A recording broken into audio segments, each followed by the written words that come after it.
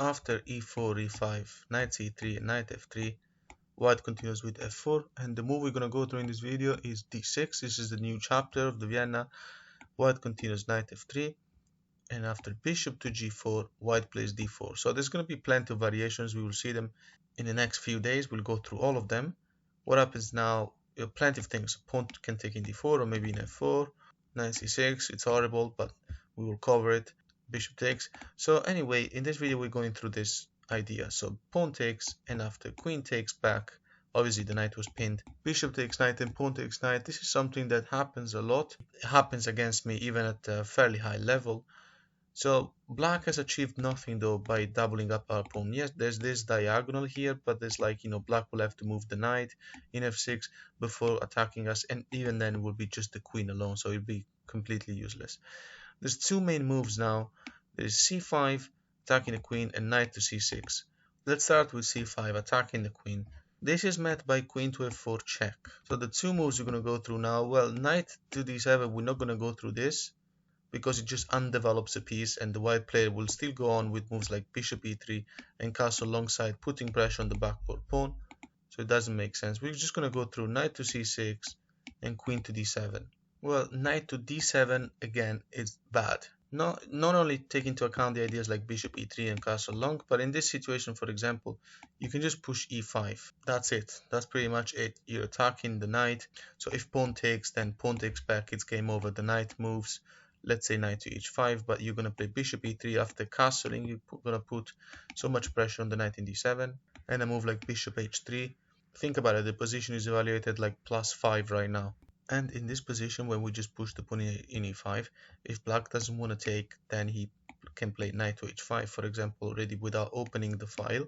Looks like a fair idea, but now white plays knight to d5, and black can never castle. This knight can never be moved away from d5, and if black plays, for example, bishop e7 with the idea of castling, then bishop h3 just stops black from doing that. If black tries a6 and b5 to kick the queen away so that black can castle, and white will only have one attacker over d7 protected by the queen, then white goes on with castling, quite surprisingly. And after b5, queen to e4, position is evaluated +4.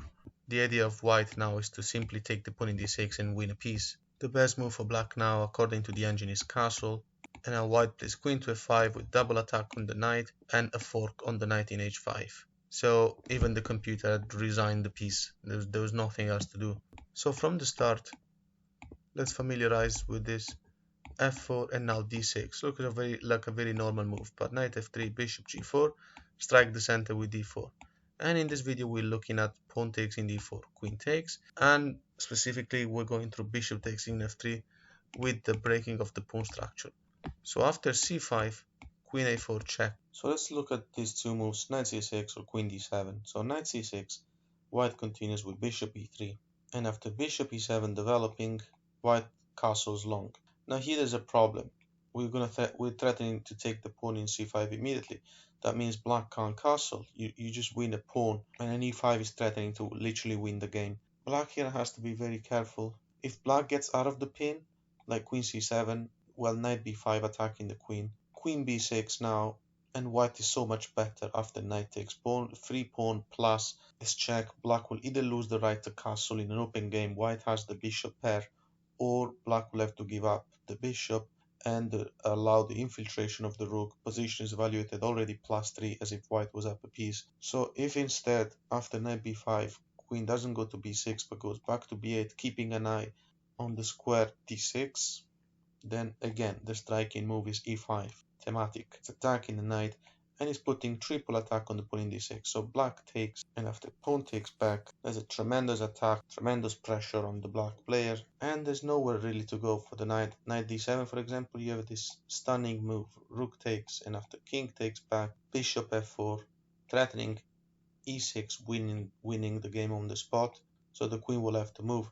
Of course, taking the pawn with the knight is a suicide because you got a discover check. Best by black will be queen to d8, but now still e6 check. And after pawn takes, white continues with bishop to c4.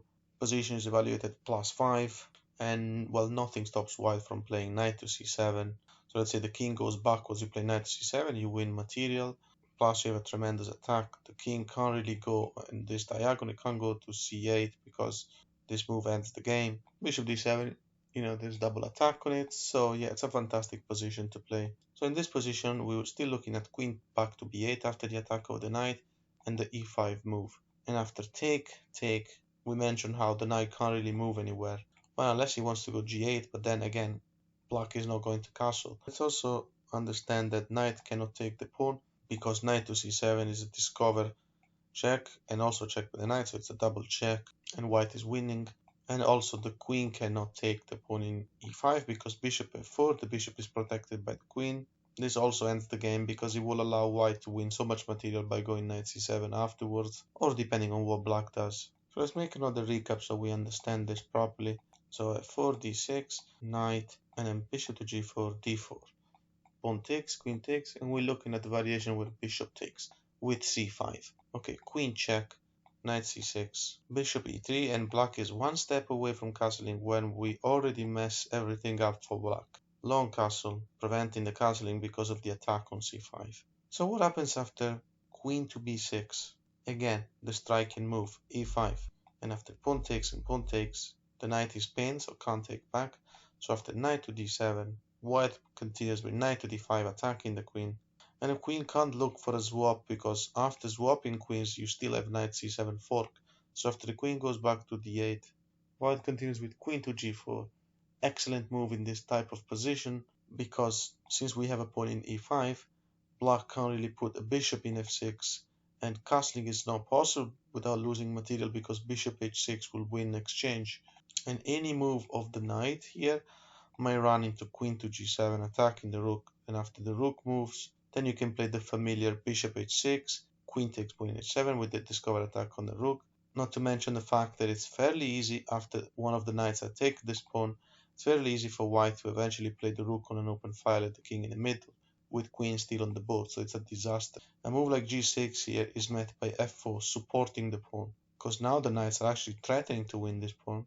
And now let's pay attention to the fact that black cannot castle because you have knight takes bishop, check, and after black takes back, either way you have double attack on the knight, so you're winning a piece.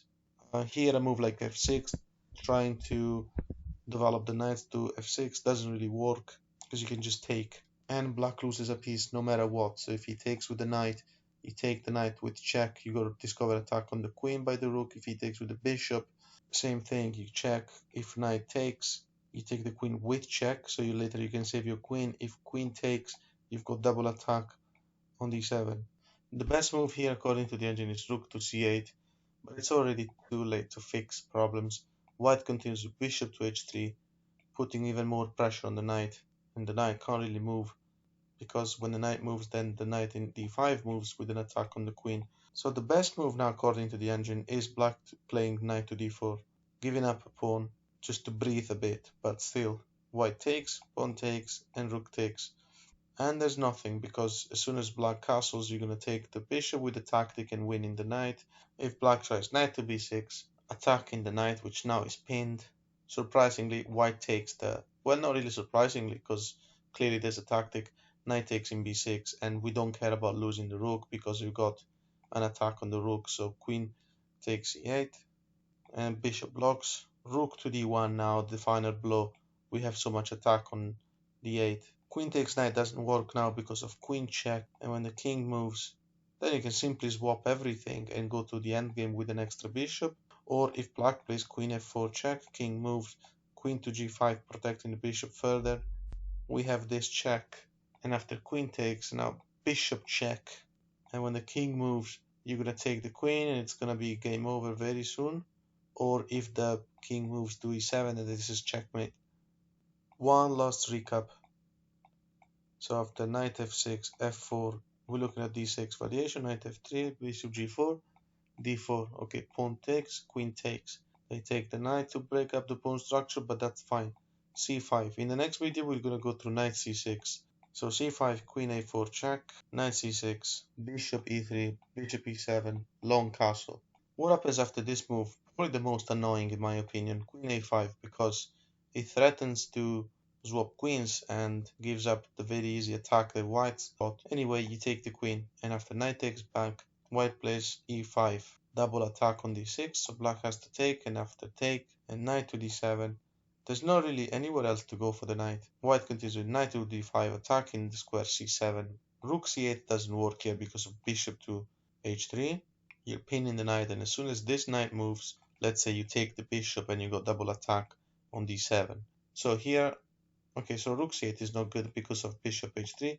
What happens after bishop to d8? Removing the bishop from the square where it was threatened to be taken, and also protecting the square c7. White plays rook to g1, attacking the pawn, and after g6, white still plays bishop to h3. Also here you have a threat of like a basic tactic, but like bishop takes, king takes, and then knight double check, and then you can take the rook. So what happens after knight takes? In e5, white goes on with bishop c5. The game is compromised. Black never really managed the castle. And here there's nothing, like knight takes f3 runs into rook e1. We'll see it in a second. There's nothing. Okay, let's just go through the line. b6, bishop to b4. Still staying on this incredible diagonal. This bishop is attacking this diagonal. So here, let me just show you the reason why the knight cannot really go and take in f3. There was nothing else to do for black anyway, because white was going to play rook e1 no matter what. So rook e1, only move would be knight takes, and rook takes a check. And yeah, this is a disaster. Bishop blocks. Okay, rook check, king d8 in order to avoid the discovered check, but now rook check. And now king e8, knight f6 is checkmate. So after king c8, knight e7 check, and then king moves. And the checkmate was just delayed.